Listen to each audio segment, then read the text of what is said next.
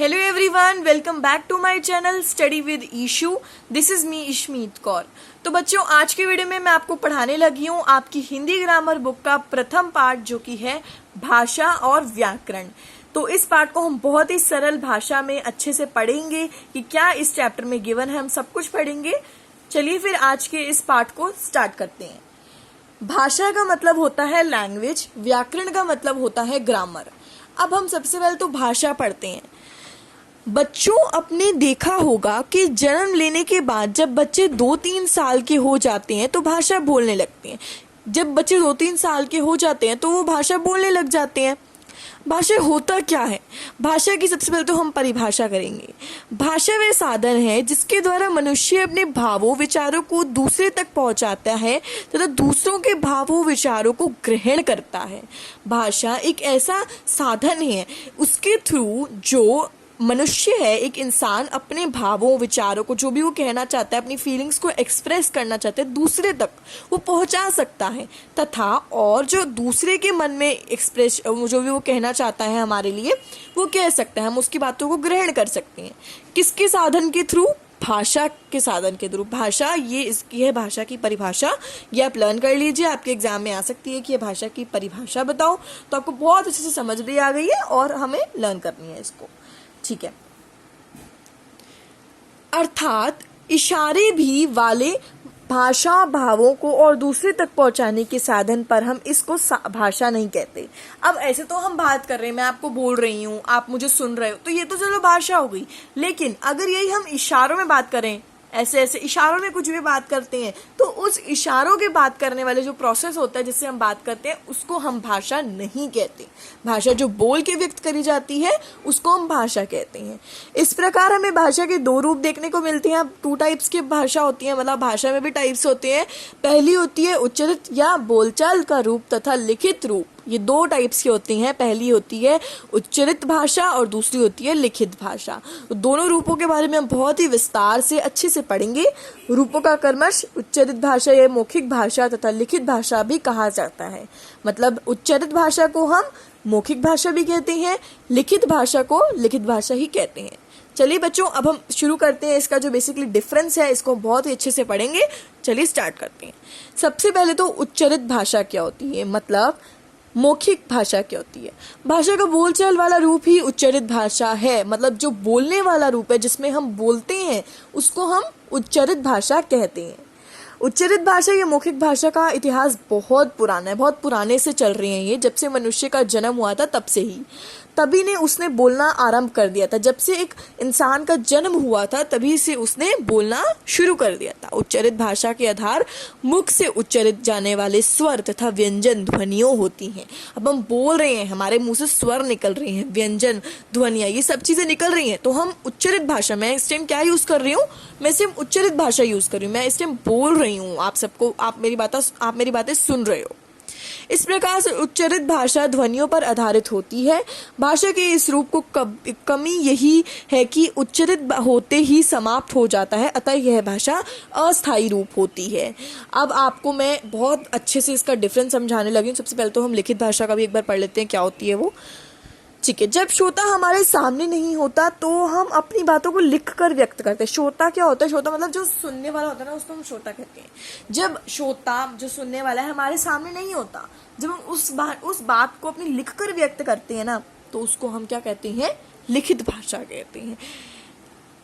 भाषा को लिखने के लिए हर भाषा में प्रत्येक ध्वनि के लिए कुछ लिखित चिन्ह बना लिए जाते हैं। जैसे लिखित चिन्ह हमारे होते हैं, ध्वनि होती है, उसमें भी लिखा जाता है। ये लिखित चिन्ह ही लिपि चिन्ह या वर्ण कहे जाते हैं। अब जो लिखित, जिससे हम लिखते हैं, उसको ही हम लिपि चिन्ह कहते हैं, वर्ण कहते हैं। ऐसे शब्दों तथा वाक्यों को लेखन इन्हीं वर्णों के माध्यम से किया जाता है। इस तरह से लिखित भाषा वर्णों पर आधारित होती है। मतलब जो लिखित भाषा है वो वर्ण पर, वर्ण मीन्स लेटर्स पर आधारित होती है, डिपेंड होती है। ठीक है। तो अब इसके जो बेसिक डिफरेंस है एक बार आप इसको लर्न कर लीजिएगा। मैं आपको फिर भी थोड़ा बहुत बता देती हूँ इसके बारे में। उच्चारित भाषा का आधार ध्वनि है, ध्वनि मतलब साउंड है। उच्चारित भाषा मतलब बोलकर व्यक्त करी जाती है। लिखित भाषा का आधार वर्ण है, वर्ण मीन्स लिखकर, मतलब जो वर्ण, जो हमारे शब्द होते हैं उन पर आधार है। उच्चारित भाषा बोलकर व्यक्त की जाती है और लिखित भाषा लिखकर व्यक्त की जाती है। इतना बेसिक सा डिफरेंस है। तो भाषा उच्चरित भाषा भाषा का अस्थायी रूप है और लिखित भाषा भाषा का स्थायी रूप है। जो उच्चरित भाषा होती है वो गतिशील होती है, लिखित भाषा स्थिर होती है। गतिशील का अर्थ होता है बहुत ही तेजी से बोलना। मैं कितनी तेज बोल रही हूँ, उच्चरित भाषा ये वो ये सब, तो मैं जो बोल रही हूँ वो कितनी तेज बोल रही हूँ। लेकिन अगर हम लिखेंगे तो वो स्थिर रूप है, मतलब उसका आराम आराम से हम लिख रहे हैं, बहुत स्थिर, आराम आराम से। उच्चरित भाषा भाषा का प्रधान रूप है, लिखित भाषा भाषा का गौण रूप है। मतलब पहला रूप लिखित भाषा है, पहला रूप हमारा मौखिक भाषा है, फिर दूसरा रूप गौण रूप हमारा लिखित भाषा है। ये जो बेसिक डिफरेंस है इसको आपको लर्न करना है। एग्जाम में पूछा जा सकता है कि अंतर बताइए लिखित भाषा और तथा मौखिक भाषा में, तो आप बहुत ही आसानी से समझा हुआ आपने, अच्छे से आप इसको डिफरेंस लिख सकते हो, बहुत ही ईजी है ये। चलिए, आपको समझ में आ गया भाषा क्या होती है। इशारों में भाषा नहीं करी जाती, उसको भाषा नहीं कहती है। लिखित भाषा मौखिक भाषा का अंतर समझ में आ गया। और कोई भी डाउट होता है प्लीज कमेंट सेक्शन में जरूर लिखा करो, मैं आपके डाउट्स कोशिश करूंगी कि जल्दी से जल्दी आपका जवाब दूं। चलिए, अब हम आगे बढ़ते हैं। हमारा नेक्स्ट टॉपिक, जो लास्ट टॉपिक रह गया, वो है हमारा व्याकरण। व्याकरण की हम शुरुआत करते हैं। चलिए, व्याकरण क्या होता है? व्याकरण मैंने आपको बताया, व्याकरण का अर्थ होता है ग्रामर। हर भाषा में कुछ नियम होते हैं, आपको हर पता है, हर भाषा में नियम होते हैं। इंग्लिश में, अंग्रेजी भाषा में अलग नियम है, हिंदी में अलग है, पंजाबी में अलग है, सब में अलग अलग नियम होते हैं। इन्हीं नियमों को ध्यान में रखकर हमें उस भाषा के शुद्ध तथा अशुद्ध रूपों का निर्धारित करते हैं। मतलब जो वर्ड शुद्ध है, मतलब जो सही वर्ड है, और अशुद्ध जो सही वर्ड नहीं है, उस पे बहुत आधारित करती है। कैसे? व्याकरण के माध्यम से। उदाहरण के लिए हिंदी भाषा का नियम है कि वाक्य में क्रमश कर्ता कर्म एवं क्रिया आते हैं। अब हिंदी भाषा में जो होता है उसका नियम क्या होता है? हिंदी भाषा पढ़ रहे हैं ना, तो उसका नियम क्या होता है? कर्ता कर्म और क्रिया, ये तीन चीजें होती हैं। अब मैं आपको एक एग्जाम्पल के थ्रू समझाती हूँ जिससे आपको बहुत ही अच्छे से क्लियर हो जाएगा। ये देखो, सबसे पहले बच्चा दूध पी रहा है। बच्चा दूध पी रहा है, अब इसमें कर्ता कौन है? कौन पी रहा है दूध? बच्चा। तो क्या है? कर्ता कौन है?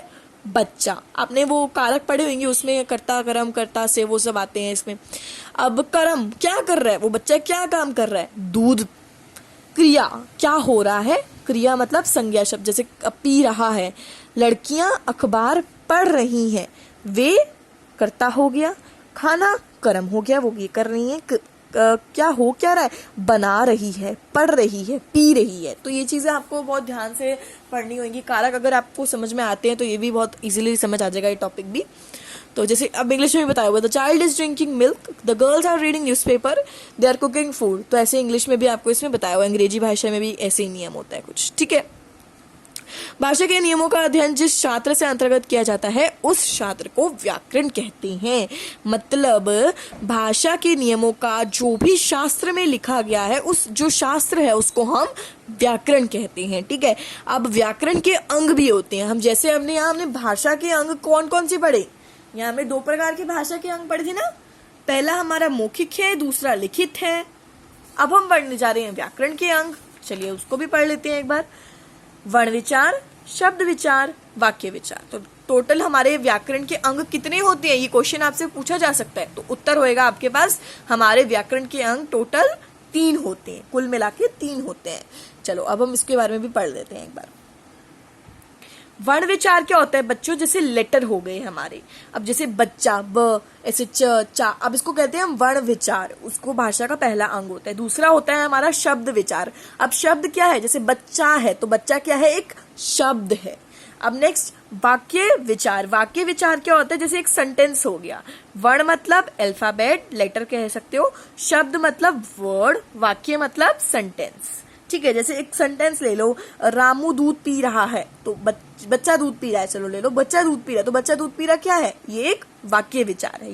ये व्याकरण का ही एक अंग है।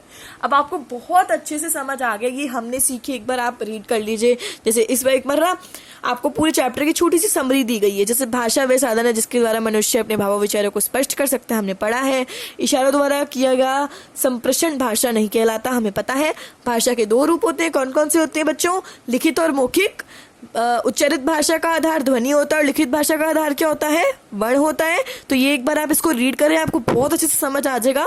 जो भी आप वीडियो देखते हो, वीडियो देखने के बाद ऐसा नहीं है कि हमें चैप्टर समझ आ गया, एक बार आप उसको रीड करो, दोबारा रीड करोगे तो अच्छे से समझ आ जाएगा, एकदम क्लियर हो जाएगा। तो ये था आपका चैप्टर। आई होप इतने अच्छी सी एक्सप्लेनेशन दी गई है, कोई डाउट नहीं होएगा। अगर फिर भी आपको कोई डाउट लगता है, कोई चीज़ ऐसा लगता है समझ नहीं आ रही है, तो आप कमेंट सेक्शन में मुझे लिख सकते हो, मैं आपका वो डाउट बहुत ही जल्दी अगले वीडियो में क्लियर भी करूंगी। ओके, अगर आप चैनल पे न्यू है तो जल्दी से बच्चों चैनल को कर दीजिए सब्सक्राइब और लाइक कर दीजिए इस वीडियो को, और कमेंट सेक्शन में बताना जरूर आपको कैसी लगी आज की एक्सप्लेनेशन पार्ट जो हमारा प्रथम है भाषा और व्याकरण, वो आज इस वीडियो में कंप्लीट हो चुका है। मैं आप सबको बोलूंगी बच्चों अगली वीडियो के साथ, अगले पार्ट के साथ। तो तब तक के लिए बाय बाय और टेक केयर। Bye bye.